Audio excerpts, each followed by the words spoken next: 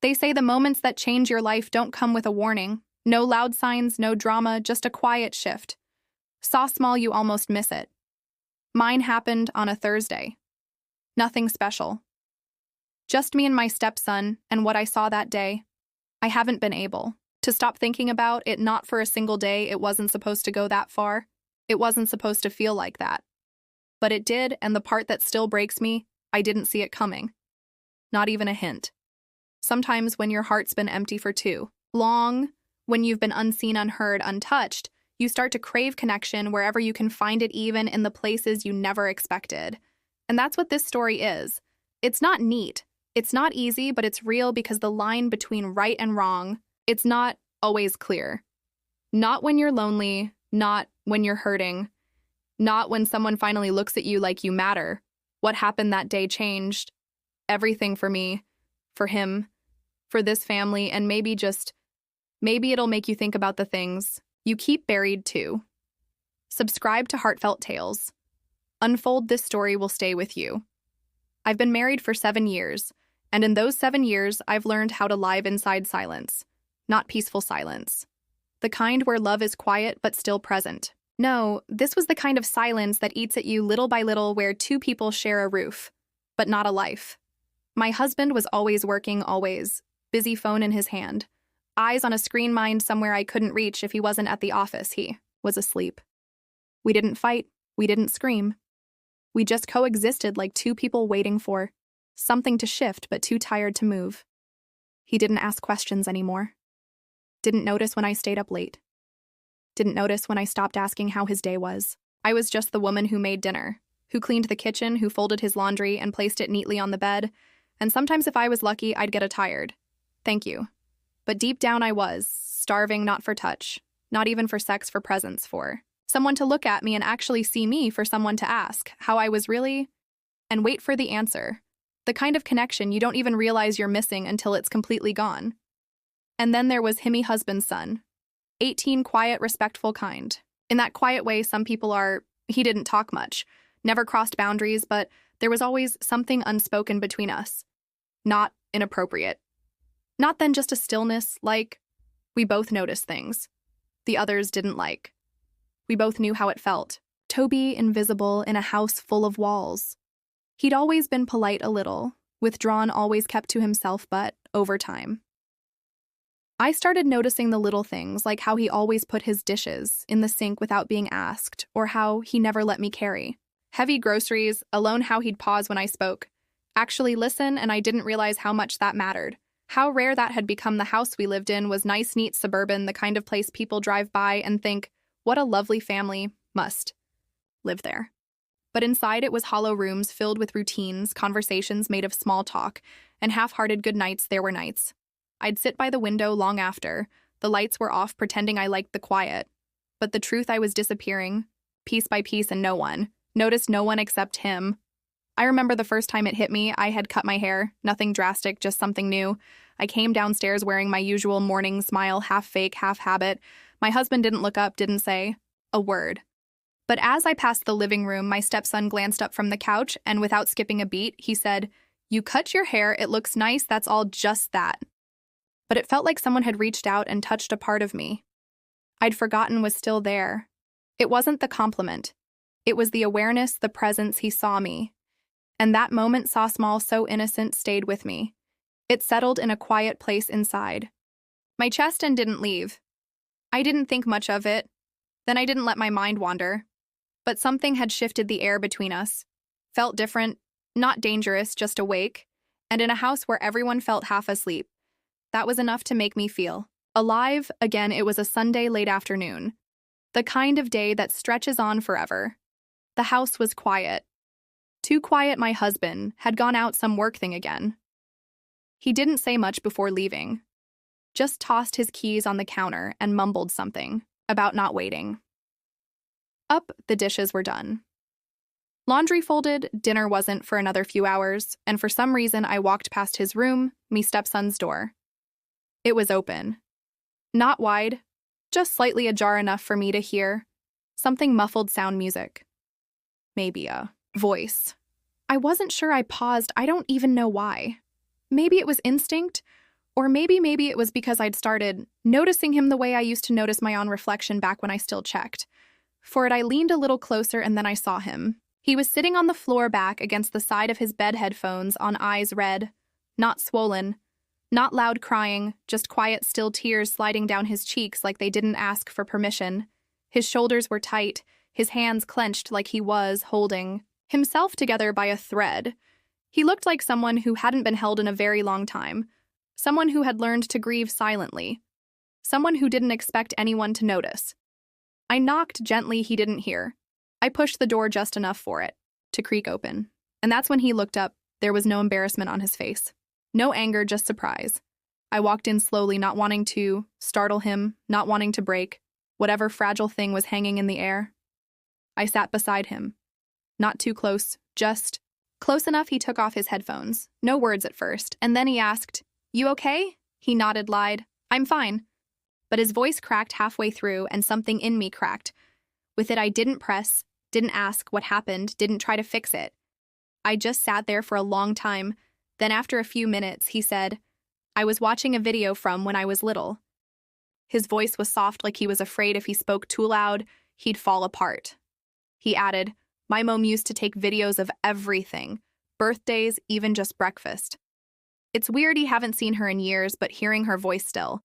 He trailed off and I didn't know what to say because I didn't know that side of his life. I only stepped in after the damage, after the loss, after he'd already built walls to survive all. So I did the only thing I could. I placed my hand on his. It was a light touch, barely there, but he didn't pull away. In fact, he looked at me, really looked, and for a second, just 1 second, I saw it, the overlap, that invisible thread between us. His grief, my loneliness. Both of us carrying things no one ever asked about. It felt like I was comforting the child no one else saw, not even his father. And in that moment, something shifted, not loudly, not clearly, but enough to make me pause before it stood up, enough to make me notice how our hands stayed connected just a little longer than they needed to. Enough to make the air feel heavier when I finally pulled mine away. I told him to come down for dinner when he was ready. He nodded, again this time softer. I left the room. But something in me didn't leave. Something stayed behind, and as I walked back down the hallway, I felt it, that quiet ache, like I had just touched something sacred and I wasn't sure if I was allowed to. It wasn't about him. It really wasn't. It was about me, about how empty I'd been feeling for years, about how I could walk through my own home and feel like a shadow, about how just once someone looked at me like I existed, not because I'd cooked a meal, not because I'd ironed a shirt, not because I was supposed to, but just because I was me, and that someone wasn't my husband, it was his son. And that's the part that's hardest to admit because it makes me feel like a monster. But I can't lie to myself.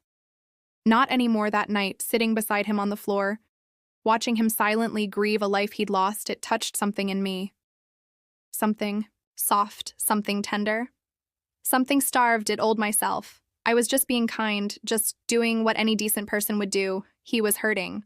I was there. That's all. But it didn't feel like nothing. It felt intimate, more intimate than anything I'd shared with my husband in a long time. And that scared me. Not because I wanted it to happen, but because it felt good, and it had been a long time since. Something had felt good without guilt attached to it. Still, the guilt came. It always does, doesn't it? I replayed the moment again and again. The way his eyes softened when I touched his hand, the way mine lingered before I pulled away. Did he feel it too? Was there a shift in him? Or was it just me projecting my achy onto someone else? Did he look at me differently the next morning? Or was I just looking too hard?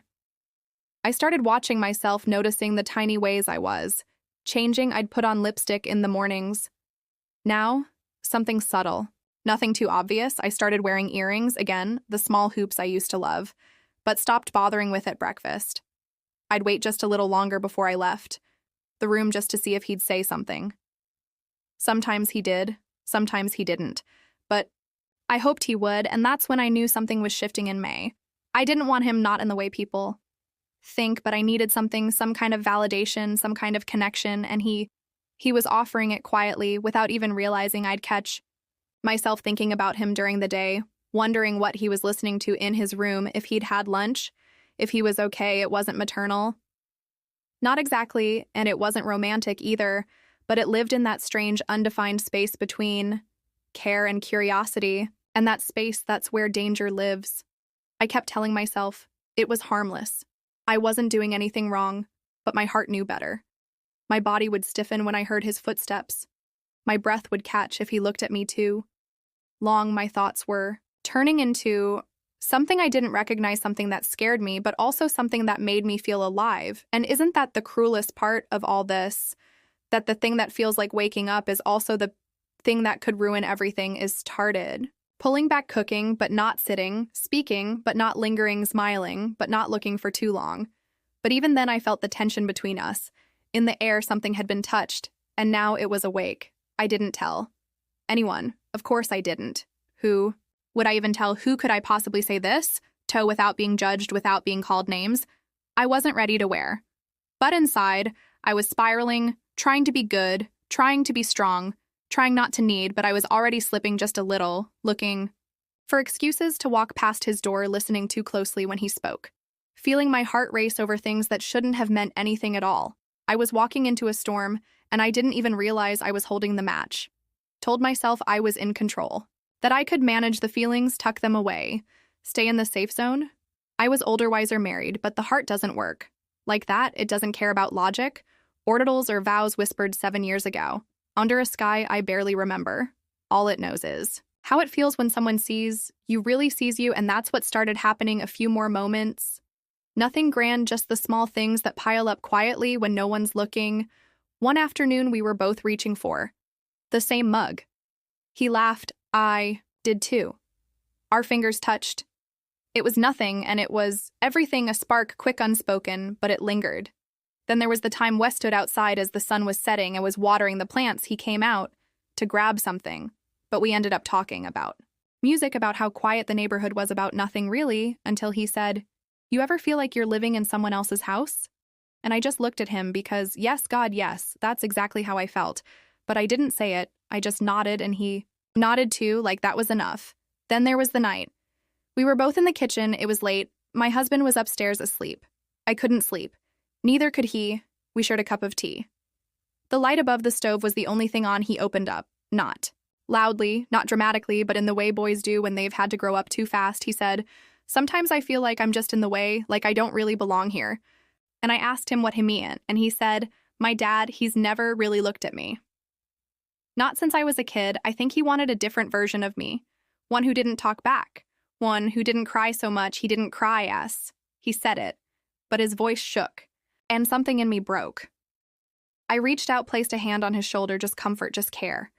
But it felt like lightning, warm and sharp at the same time. He didn't move, just stood there, eyes on the floor. And then he leaned in, not fully, just enough that I could feel his weight, feel the way he was holding it all in. I wrapped my arms around him. He didn't pull away, and I didn't let go.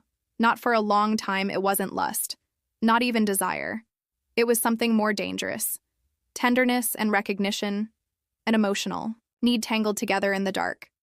We didn't cross a line, but we were dancing on it, and every day after that, the dance continued at dinner.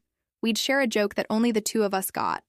While my husband scrolled through his phone, I'd feel his eyes on me, sometimes not in a way that made me uncomfortable, but in a way that made me feel known, and I'd find myself doing little things, making his favorite meals, asking how his classes were going, waiting a little longer after dinner to see if he'd stay and talk, and he did every time. The air between us got heavier, not tense, just full. Every glance held more meaning.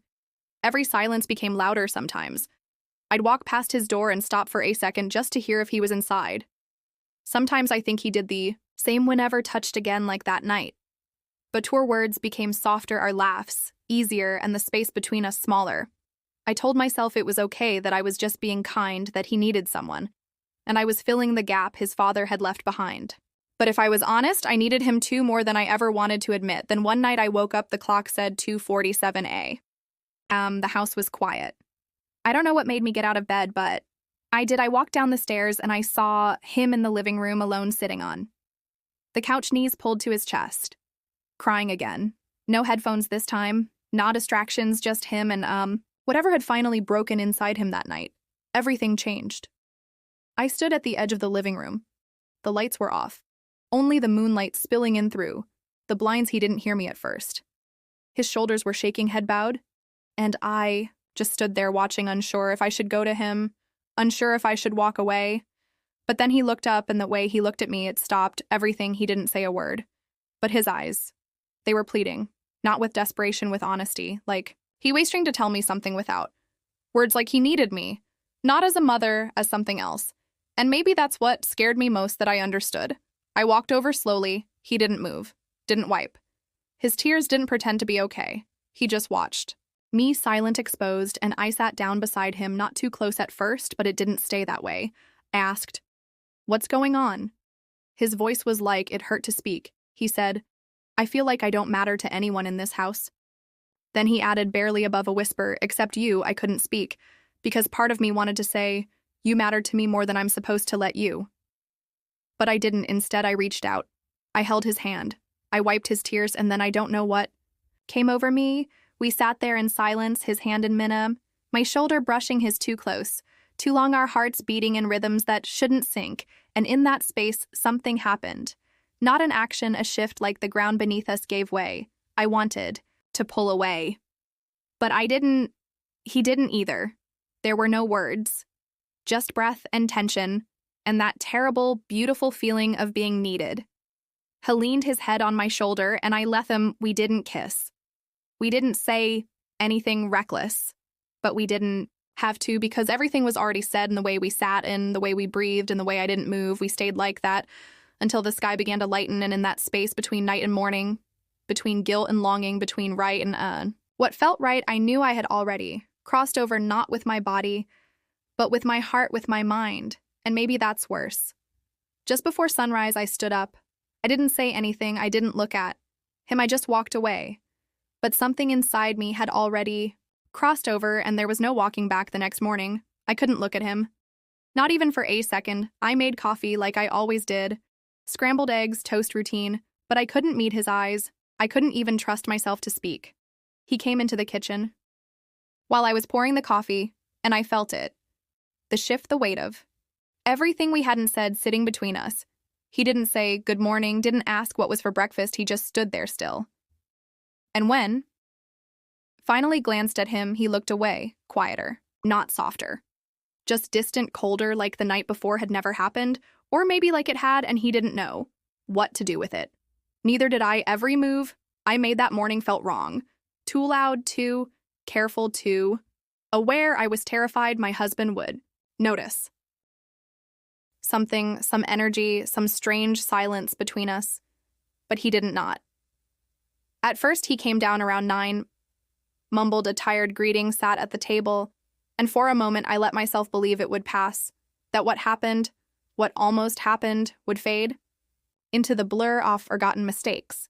But then he asked out of nowhere. He looked up from his plate and said, "Is something going on between you two?" My heart stopped, literally.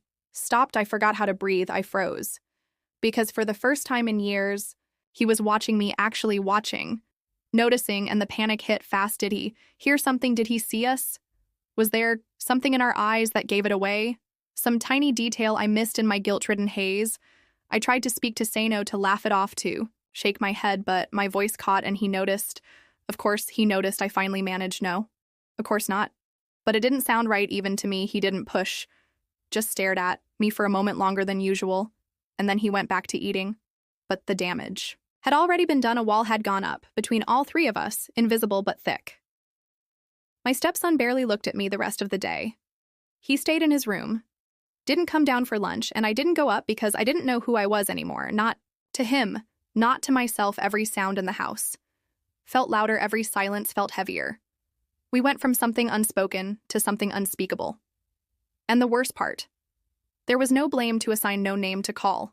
It just the aftertaste of something that almost happened, or maybe did, depending on who's telling the story. I kept walking through that house like a stranger, wiping down counters that didn't need it, rearranging things that hadn't moved, trying to distract myself from the truth that something had broken.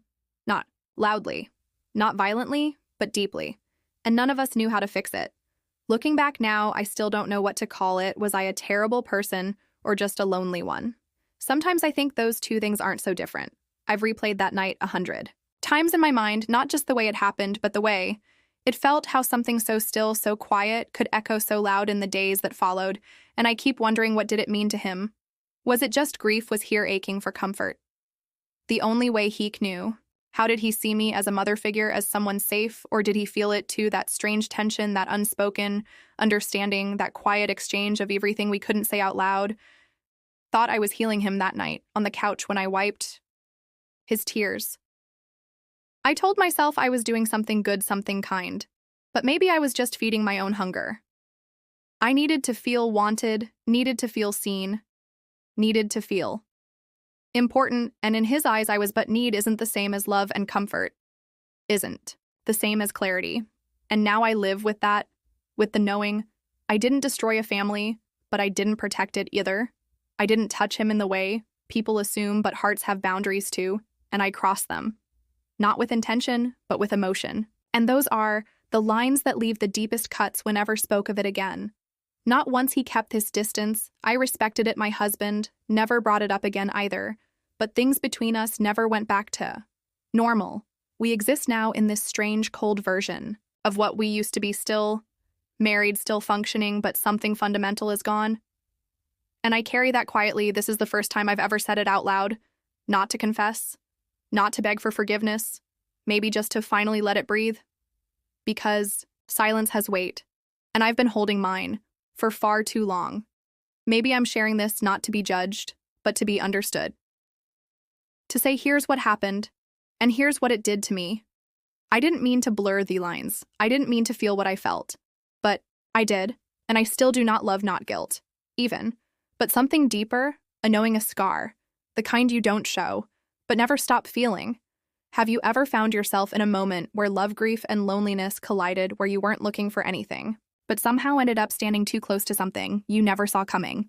I need to know, what would you have done if it were you in that room, if it were your heart feelings seen for the first time in years? Would you have walked away sooner? Would you have said something, or would you have done what I did and stayed quiet? Tell me below, because I think we carry these stories alone for too long. And maybe if we started speaking them, we'd hurt a little less. Do you think emotional betrayal is worse than physical? Or are they the same? I don't even know where I land on that anymore, but I want to hear your truth. And if stories like this speak to something inside you, something soft, something scarred, then hit the like button and subscribe to Heartfelt Tales Unfold. We share the stories not everyone dares to tell, the kind people live through, but don't always have the words, for some lines don't have to be crossed to leave scars. Sometimes it's not about what happened, but about what almost did. Some moments never go all the way, but they change everything anyway. So be careful. Be careful where you go, looking for warmth, for comfort, for connection,